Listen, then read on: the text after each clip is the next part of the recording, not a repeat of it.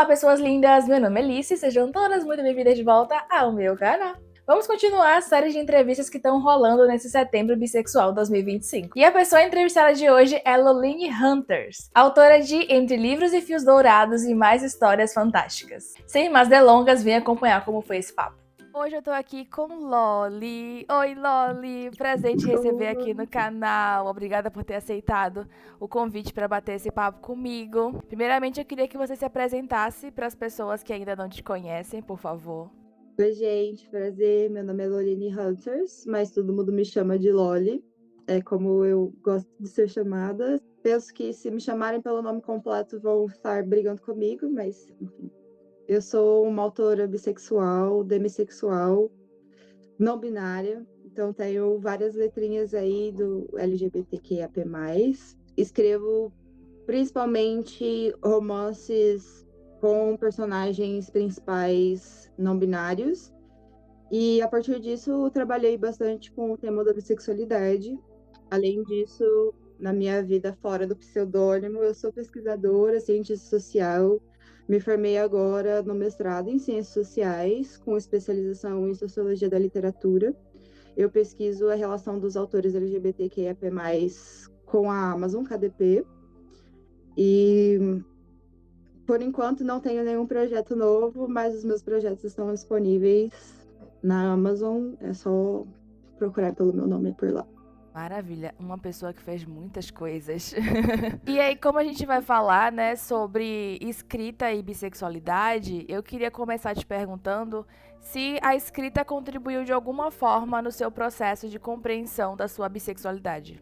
A escrita de livros em si, eu acho que não. Mas eu comecei a escrever quando eu era muito nova, em RPGs textuais no Orkut. E aí eu conheci muitas pessoas nessa época, e lá pelos meus 12 anos, em contato com uma pessoa desse RPG textual, eu descobri que eu gostava de meninas também. E me digo bissexual desde então. Tive toda uma jornada de autodescoberta, né? Passei por fases, mas eu consegui lidar melhor com a minha bissexualidade dentro do contexto do mercado literário, mas não necessariamente publicando livros. Foi dentro das book reads que eu descobri o que era ser demissexual.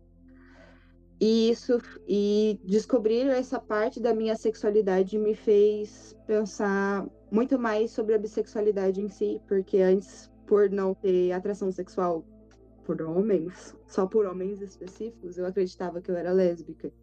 Então, descobrir a sexualidade nas bug redes me ajudou a lidar melhor com a minha própria bissexualidade.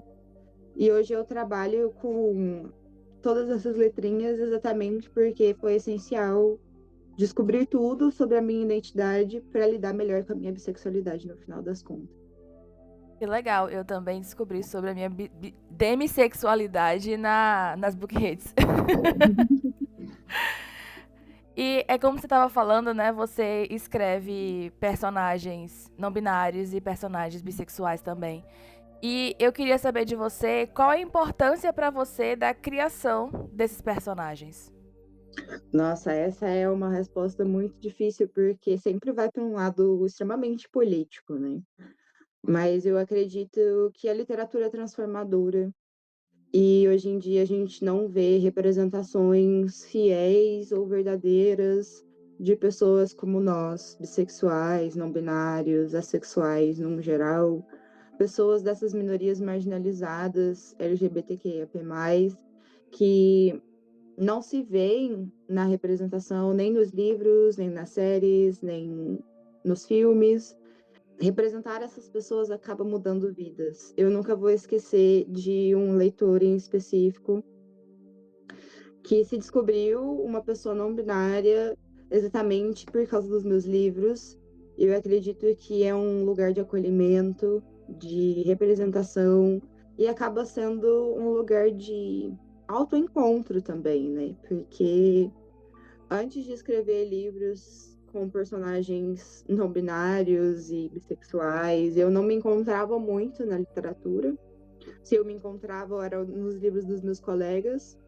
Então, acaba que Eu me descobri a partir desses livros e ajudo outras pessoas a se descobrirem também. Eu acho que isso é um movimento de resistência muito bonito do próprio movimento e da literatura queer, num geral. Legal, esse retorno de as pessoas contarem pra você o quanto se identificaram com as suas histórias, né?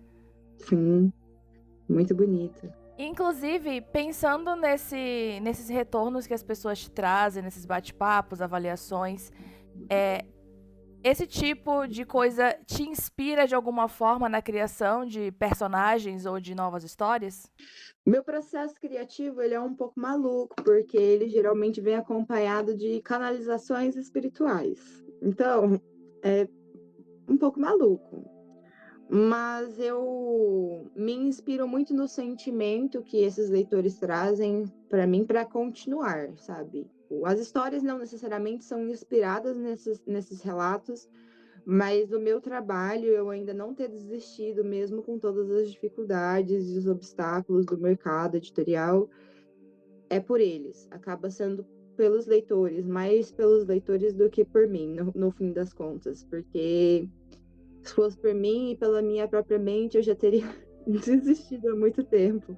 Mas eu entendo o posicionamento político e a importância da gente ocupar esses lugares e trazer a nossa visão para esses leitores e dar esse acolhimento para essas pessoas que tanto precisam utilizar esse potencial transformador da literatura mesmo. Falando em processo criativo, o que você considera, apesar de caótico, né, que você falou aqui um pouco, mas o que você considera como a parte mais importante do seu processo criativo?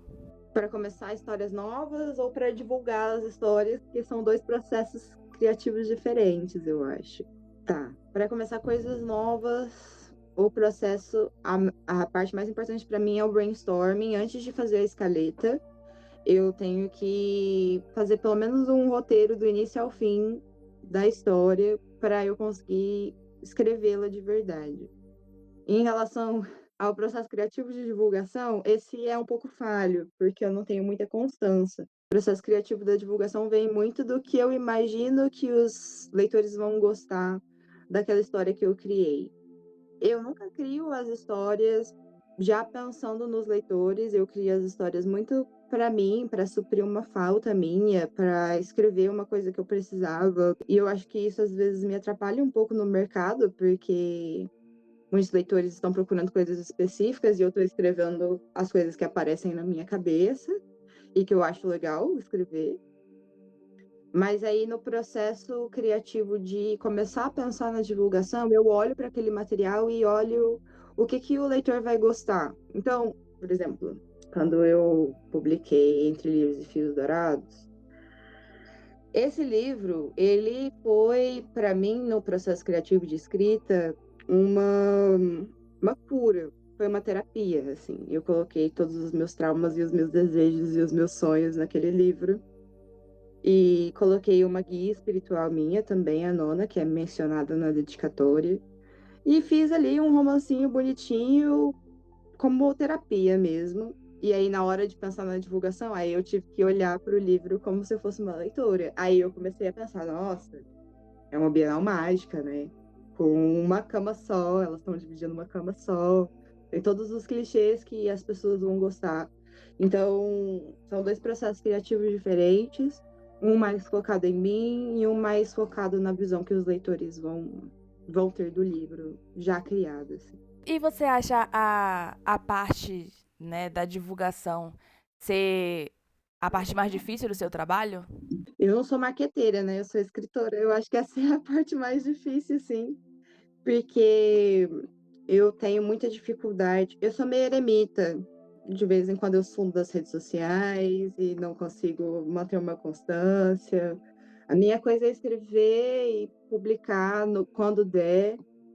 E eu sinto que eu tive um grande hiato esses tempos, né, para terminar meu mestrado e terminar essa fase da minha vida.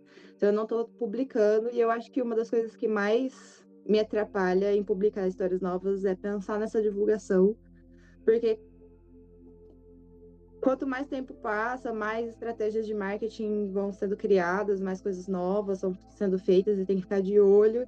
E como eu disse, eu sou meio eremita. De repente eu sumi das redes sociais e não sei o que está acontecendo. Então eu não sei, pô. Essa é a parte mais difícil, porque tem que olhar o que os colegas estão fazendo, tem que entrar nas trends, ficar acompanhando, sempre falar sobre o livro, sempre estar ali presente, sendo visto. E eu acho que isso de ser visto o tempo todo não vai muito com a minha personalidade. Essa é uma das coisas. Se eu tivesse dinheiro, a parte de marketing seria feita completamente por outra pessoa. Porque essa é a parte mais difícil para mim. Mas somos autores independentes, né? Então a gente tem que fazer essa parte também. Mas é sempre um desafio, é a parte mais difícil para mim. Eu escrevo o livro em 18 dias, Lice. O livro é a menor das coisas. Entre Livros e Fios Dourados eu escrevi em 18 dias.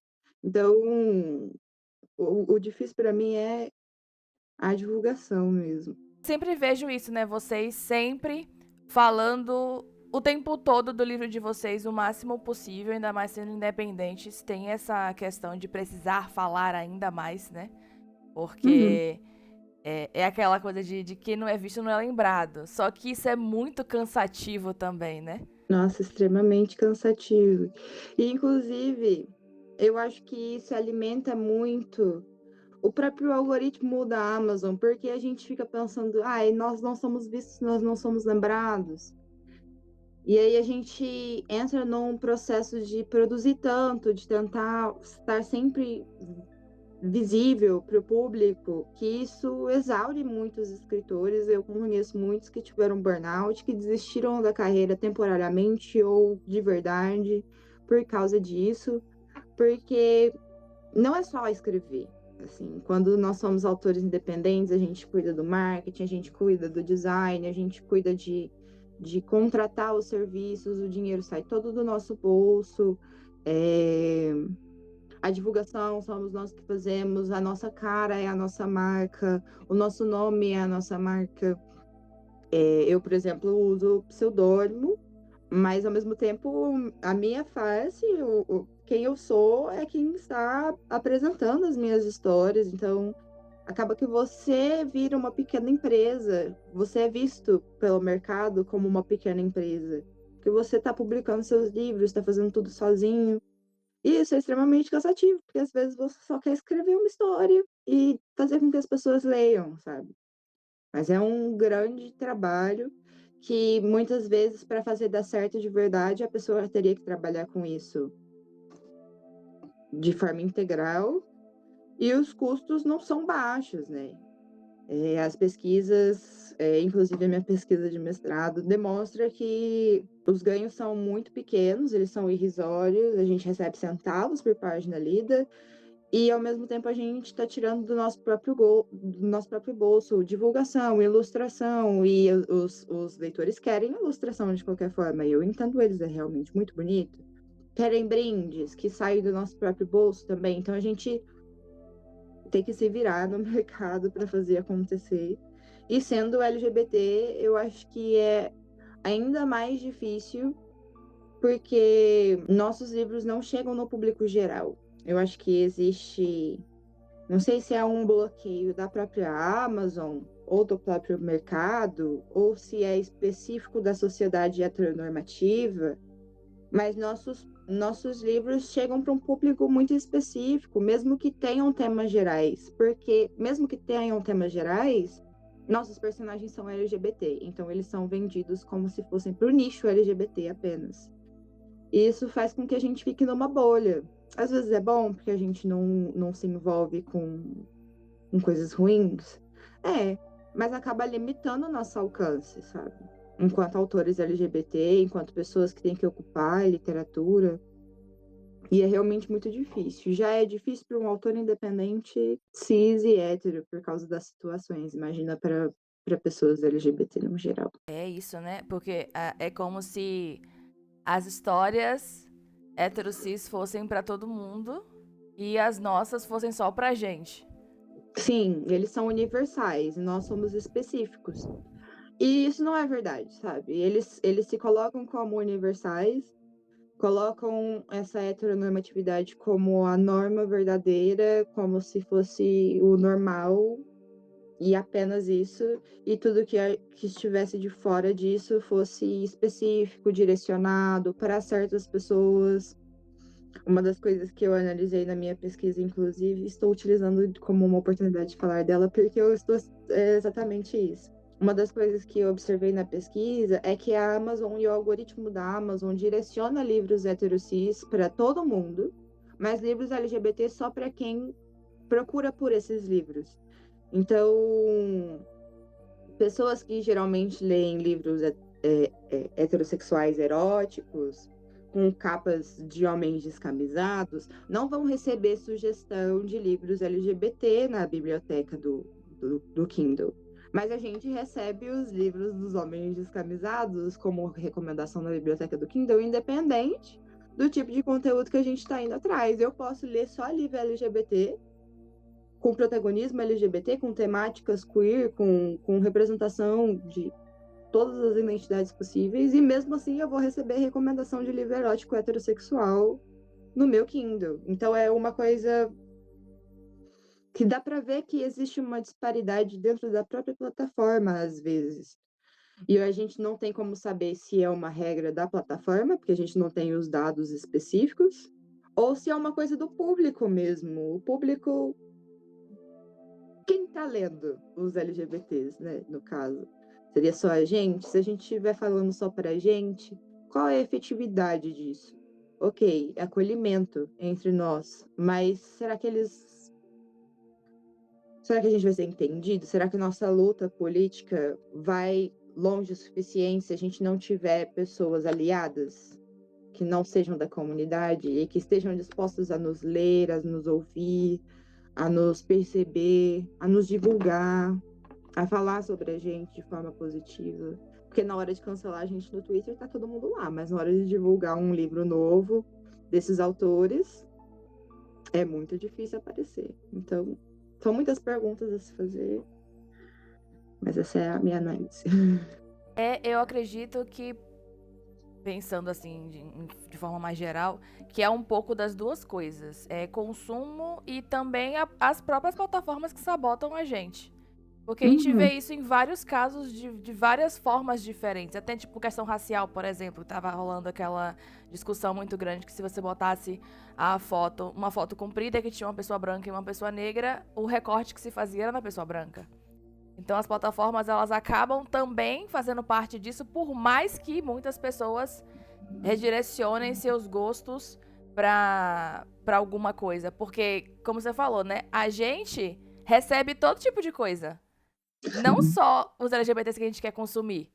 E por que as outras pessoas que consomem aquele outro tipo de conteúdo também não veem a gente tanto assim? Essa é a pergunta que não quer escalar, mas eventualmente vamos respondê-la. Se não agora, eventualmente. As pesquisas continuam. Como não surtar escrevendo livros LGBTQIA+, em um mundo cada vez mais conservador? Não sei se eu falo se proteja numa bolha. Eu acho que não é uma boa dica, mas é o que eu faço, geralmente.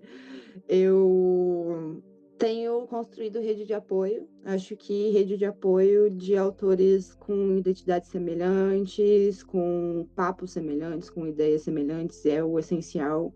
Não acredito que ficar na bolha é o suficiente, sabe? A gente tem que saber as informações, tem que saber o que está acontecendo, tem que saber os movimentos que estão sendo feitos contra as nossas identidades, as tentativas de censura que não pararam, as tentativas de silenciamento que continuam, as tentativas de apagamento mesmo dessas identidades, seja aqui no Brasil, seja em outros lugares. A gente não pode deixar de olhar para isso, mas também não podemos desistir, porque é isso. A nossa existência é política, a nossa escrita é política, a nossa escrita é resistência. E o que eu digo é: confie nos seus leitores, os leitores de verdade, as pessoas que te leram, que te acompanharam, que conversaram com você depois. Veja que eles estão ali para te acolher tanto quanto você acolheu eles com as suas histórias, e construa uma rede de apoio de autores. Eu acho que eu não seria Eu já teria desistido de verdade há muito tempo se não fosse pelos meus amigos escritores. Ainda mais os meus amigos escritores trans, que são essenciais para isso, porque a gente vê um ataque às pessoas trans cada vez maior, né? Com criação de leis que impedem as pessoas de se colocarem como trans, de utilizarem banheiros, e essas discussões de linguagem neutra e proibição de linguagem neutra nas escolas, esse tipo de coisa, ataques às pessoas trans. Eu acho que a gente só consegue sobreviver a isso tendo rede de apoio. Então, para meus colegas escritores, entrei em contato com outros colegas escritores, sejam amiguinhos, sejam coleguinhas mesmo de verdade, de conversar, trocar ideia. E para os leitores, acho que é apoiar mesmo, porque é muito difícil não surtar. E o máximo que a gente consegue fazer é se apoiar, assim, pensar que estamos juntos, que a nossa existência é política e que vamos resistir, independente do que acontecer. Porque eles vão tentar nos censurar, eles vão tentar nos silenciar, mas é isso, né? A gente tem que bater de frente com eles. Alguém tem que bater de frente com os conservadores. E quem melhor para isso que os LGBT, os queer estão batendo de frente com os conservadores desde sempre. Então, continuemos. É isso. Por mais difícil que seja. Sem falar que quando a gente tá dentro dessas redes de apoio, tendo pessoas parecidas com a gente, que a gente tá junto, a gente fica mais forte também, né? Sim, com certeza. E eu acho que existe um problema. Aí eu vou fazer uma crítica à nossa comunidade enquanto Book Rede, que as pessoas não querem se unir, elas inventam motivos para brigar, para tentar se cancelar, para tentar, ao invés de se organizar.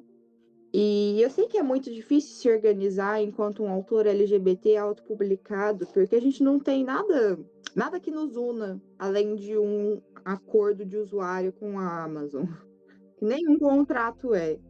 Então, é muito difícil mesmo, mas a gente tem a possibilidade de ser legal com o coleguinha, de respeitar o trabalho dele, de ler aquele que se interessa, de divulgar o dos amigos, de estar nessa rede de apoio, porque vai ser difícil para todos. Porque nós somos LGBT, nós somos queer, nós somos vistos como anormais na sociedade. Então, tudo aquilo que a gente for falar, eles vão tentar silenciar. Porque a nossa voz, na visão universal deles, não deve ser ouvida. Mas a gente vai falar. E se a gente precisar gritar, a gente vai gritar. E quanto mais a gente ficar junto, quanto mais a gente se unir, mais forte vai ficar. E aí, quanto mais forte ficar, menos eles conseguem ignorar, né? É isso, união dos escritores. Pela união dos escritores. Como é que é a frase do Marx? Escritores de todo mundo, univos. Isso. Por favor, porque a cada 3 meses requentam uma polêmica desnecessária pra ficar brigando. Pra ficar brigando no Twitter, sabe? Tipo, aí é por isso que eu sou meio eremita, porque eu tenho uma visão política do movimento da literatura LGBT, porque para mim é um movimento social mesmo, um movimento político desses escritores de escreverem esses livros, por mais bobinhos que sejam. E eu não consigo, sabe, vai contra os meus princípios, ficar observando a treta e ficar. Eu não sei da fofoca de nada. Os meus amigos começam a falar da fofoca comigo, eu fico, gente, em choque. Esses dias estavam roubando ilustração alheia no Twitter. E eu fiquei, gente, que isso? Como assim? Agora estão tentando colocar marca d'água na ilustração que eu paguei porque estão roubando ilustração? Eu vi Cada coisa essa. nessas pessoas. Na verdade, foi no Facebook. Tava roubando do Twitter e botando no Facebook. Nossa, Porque no Facebook era mais difícil das pessoas verem, né? Porque já é outro lugar, que aquilo ali já é outro mundinho, né? Enfim. sim. Aí estavam fazendo lá e aí começaram a botar as marcas d'água em cima da imagem, porque, gente, é questão de princípios. Como é que você vai pegar a ilustração de alguém que a pessoa pagou por aquilo, sobre o livro dela, pra usar como se fosse sua? É cada coisa que acontece na internet, né?